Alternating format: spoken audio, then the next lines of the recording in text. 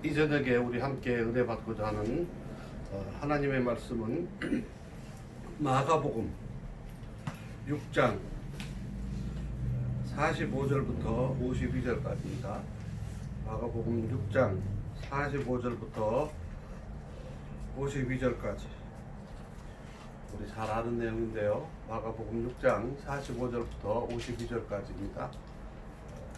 그 중에서 오늘 50절 하반절에 있는 우리 주님이 하신 말씀, 안심하라 내니 두려워하지 말라 하는 이 말씀으로 이 밤에 은혜 받고자 합니다. 제목은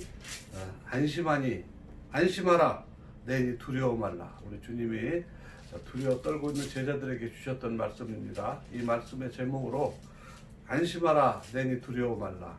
오늘 마가복음 6장 45절부터 52절까지 한번 본문의 말씀을 우리 함께 제가 읽어 올리고 이 말씀으로 은혜 받고자 합니다. 제가 읽어 올리겠습니다. 6장 45절입니다. 예수께서 즉시 제자들을 재촉하사 자기가 무리를 보내는 동안에 배 타고 앞서 건너편 벳세다로 가게 하시고 무리를 작별하신 후에 기도하러 산으로 가시니라. 저물매 배는 바다 가운데 있고 예수께서는 홀로 무태에 계시다가 바람이 거스름으로 제자들이 힘겹게 노젓는 것을 보시고 밤 사경쯤에 바다 위로 걸어서 그들에게 오사 지나가려고 하심에 제자들이 그가 바다 위로 걸어오심을 보고 유령인가 하여 소리 지르니 그들이 다 예수를 보고 놀람이라. 이에 예수께서 곧 그들에게 말씀하여 이르시되 안심하라 내니 두려워하지 말라 하시고 배에 올라 그들에게 가시니 바람이 그치는지라 제자들이 마음에 심히 놀라니 이는 그들이 그 떡 떼시던 일을 깨닫지 못하고 도리어 그 마음이 둔하여졌음이러라. 아멘. 오늘 이 말씀은 우리 주님께서 제자들에게 밤중에 풍랑을 만나가지고 배 타고 가면서 고생하고 있는 제자들에게 다가오는 장면인데요. 제자들은 그 예수님을 바라보지 못하고 유령인가, 여기는 점잖하게 유령이라고 표현했지만 아마 귀신인가 싶어가지고 놀라고 소리 지르고, 그렇지 않아도 풍랑 때문에 막 겁에 질려 있는 사람들이 더 놀랐을 텐데 우리 주님이 말씀하시는 거예요. 안심하라 내니 두려워 말라.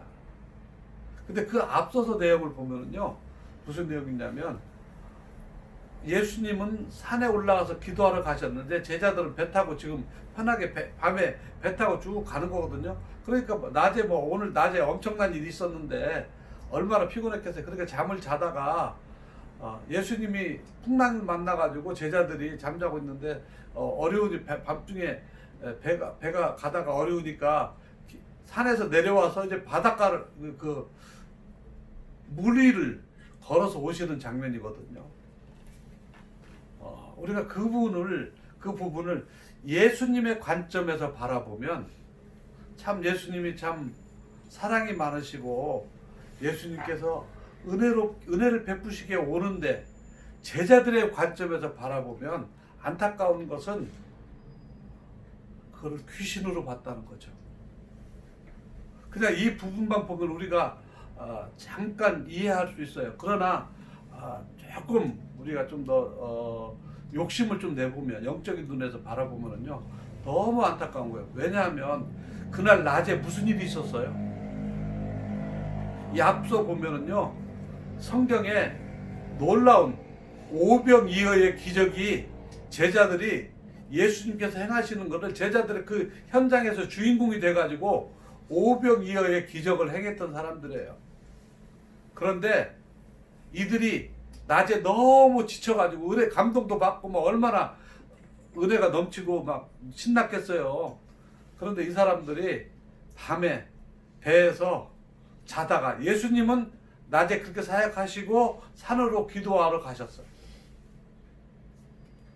물론 예수님은 하나님이시기 때문에 그렇게 하셨다라고 할 수도 있지만 똑같은 예수님도 우리처럼 육신을 입고 오신 분인데요.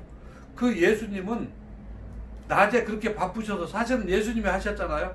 엄청난 일을 하셨는데도 불구하고 예수님은 산에 기도하러 가셨어요.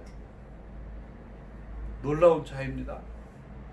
저는요, 요즘에 한국이 전 세계적으로 코로나19 바이러스로 인해서 어려움을 겪고 있는데, 저도 기도하는 가운데 저도 참 처음에는 당황하고 안타까운 시간이 있었지만은, 요즘에 와서 하나님께서 저에게 들려주시고 저에게 주시는 음성은 우리가 두려워할 일이 아니라는 거예요. 하나님의 분명한 메시지가 있는데 우리가 못 깨달는 거예요. 어쩌면 오늘 이 배에 타고 있는 한밤중에 있는 제자들과 같은 모습이에요. 하나님은요, 불과 얼마 전까지만 해도 우리 특별히 한국 교회에 엄청난 은혜를 주셨습니다. 한번 생각해 보세요. 1884년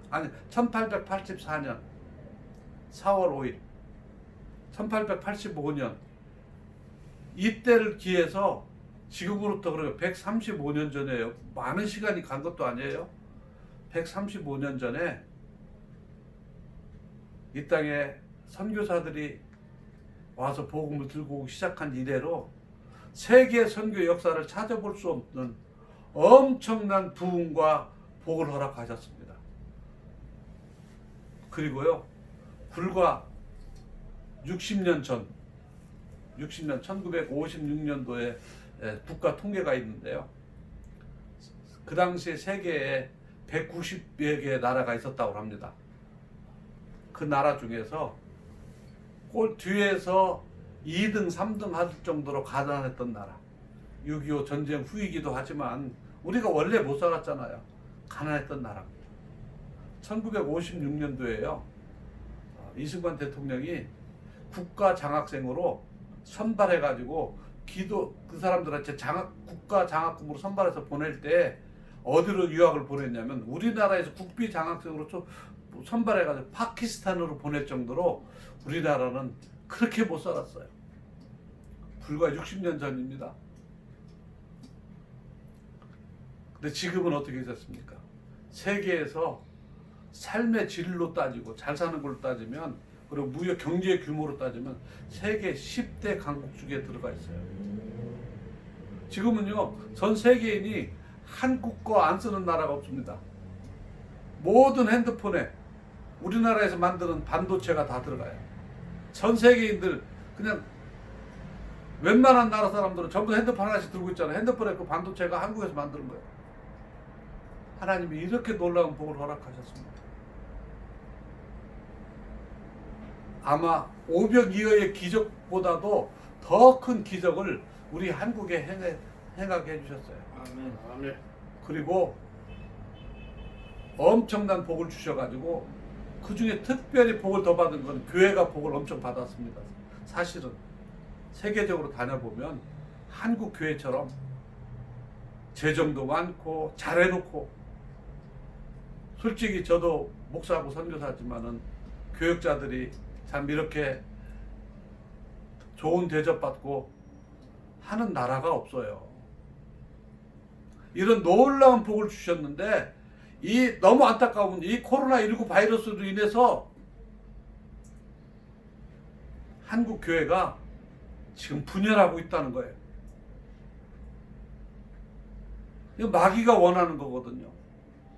오늘 마가복음 6장을 보면은요, 오병이어의 기적 사건이 있는데 그 앞에, 바로 앞에 무슨 일이 있냐면은요, 그 당시에 이스라엘의 상황을 설명하고 있는데요. 이스라엘의 사회적인 지도자, 종교적인 지도자, 영적인 지도자 중에 하나였던 세례 요한이 로마의 괴뢰 정부의 총독 왕인 헤롯에 의해서 억울하게 비참하게 죽임 당하는 장면이 14장에 기록이 돼 있어요. 왜 같은 14장, 오늘 우리가 읽은 이 14장에 이 사건들이 기록되어 있을까요?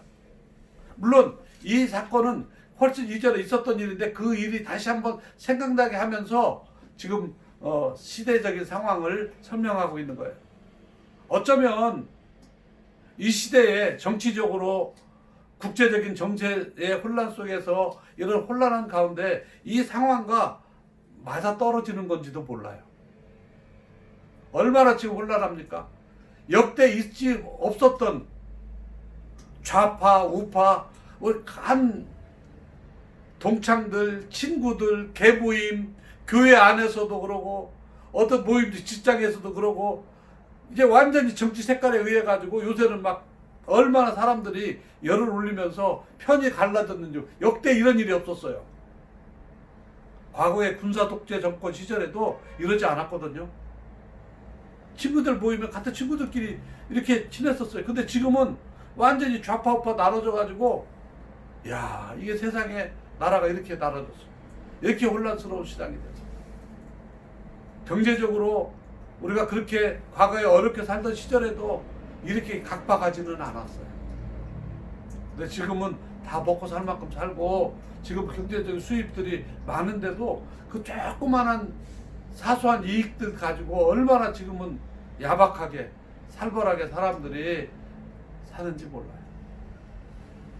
오늘 이 본문 마가복음 6장을 보면서요, 저는 6장 전체를 한번 봤어요. 오늘 우리가 읽은 6장 45절부터의 그 내용 이전에 보면은 6장 1절부터 무슨 일이 있냐면은 1절부터 6절까지는 예수님께서 자기의 고향과 유대 땅에서 기적을 행하시는 장면이 나오고요.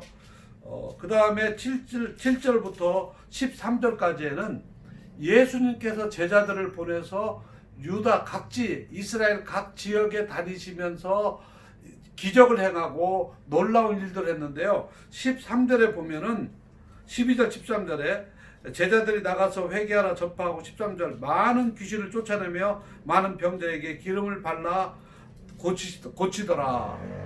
제자들이요 엄청난 일들을 했어요. 귀신들 쫓아내고요. 그런데 지금 오늘 본문에 보면 우리가 읽은 내용에 보면은 유력인가 해가지고 귀신을 얼마 전까지도 예수님의 능력을 받아가지고 각처로 다니시면서 귀신들을 쫓아냈던 그 제자들이 지금은 밤중에 예수님 오시는 것과 또 혼돈해가지고 지금 너무 막 배가 풍랑이 일어나니까 혼란스러웠겠지만은 혼돈해가지고 지금 무서워하는 모습을 보면 얼마나 참 아이러니합니까? 한국 교회가요, 이 코로나19보다도 더 심한 어려운 질병이 있을 때 한국 교회는요, 그 병자들을 품고 위에서 기도하고 해가지고 위대한 일을 했습니다. 과거에 코로나19 바이러스보다 더 무서웠던 병이 있었죠. 나병 퇴치에 물론 정부도 했지만은 기독교가 얼마나 많은 노력을 했는지 몰라요. 우리 여수의 손양원 목사님이 계셨던 애양원도 얼마나 한국 역사에 기독교가 얼마나 많은 역할들을 했는지 몰라요. 그런데 지금 한국 교회는 그 나병 때문에 교회가 지금 분열되고 있어요. 비대면 예배를 드리느니 비대면 대면 예배 있지도 않은 이런 용어들을 만들어 가지고 지금 서로 교회가 사회에 협조를 하느니 협조를 안 하느니 해가면서 지금 교회가 서로 분열하고 있어요. 우리는 이 코로나 바이러스보다 더 힘든 병, 그 가난과 무지와 전쟁의 폐허 속에서 그 많은 고아들, 그 어려운 혼란 속에서 우리 교회는 그 당시에 너무 가난하고 교회가 지금처럼 이렇게 큰 교회들도 없었어요. 교인들도 많지도 않았어요. 그럼에도 불구하고 한국 교회는 그 일들을 감당해냈었습니다. 어쩌면 오늘 이 제자들과 같은 모습인지 몰라요. 한국 교회가 그러한 일들을 감당하던 교회가 지금 코로나 바이러스 때문에 잠시, 저는 이게 잠시라고 생각해요. 한국 교회 지도자들과 성도들이 잠시 지금 혼이 빠져가지고 지금 혼란한 가운데 있다라고 저는 생각해요. 조금 전까지 한국 교회에 부어주셨던 엄청난 복, 서울 시내 이 좋은 교회들, 2천 몇백억 들어서 지은 교회, 1천 몇백억 들어서 지은 교회, 500억 들어서 지은 교회, 뭐 100억, 몇십억 이렇게 지은 교회들이 얼마나 많은지 몰라요. 어쩌면 오병이어의 축복보다도 더 많은 하나님께서 물질의 복을 한국교회에 부어주셨는데 지금 이 잠깐 이 혼란 때문에 우리가 잃어버려요. 왜? 한국교회는 그 우리가 주신 하나님께서 주신 놀라운 은혜와 축복을 그것 가지고 누리고 살기에 누리는데 취해 있는 바람에 영성을 잃어버린 거예요. 그러나 오늘 본문의 말씀처럼 우리 주님은 산으로 기도하러 가셨어요. 제자들은 배 타고 그 바다를 건널 때, 그 호수를 건널 때 예수님은 기도하러, 우리 주님은 지금도 한국교회를 위해서, 전 세계 인류를 위해서 기도하고 계시는 줄 믿습니다. 아멘. 여러분, 우리 주님이 우리를 위해서 기도하고 우리 인류를 위해서 지금도 중보하고 기도하고 있는 이상 우리는 낙심할 일이 아니에요. 아멘.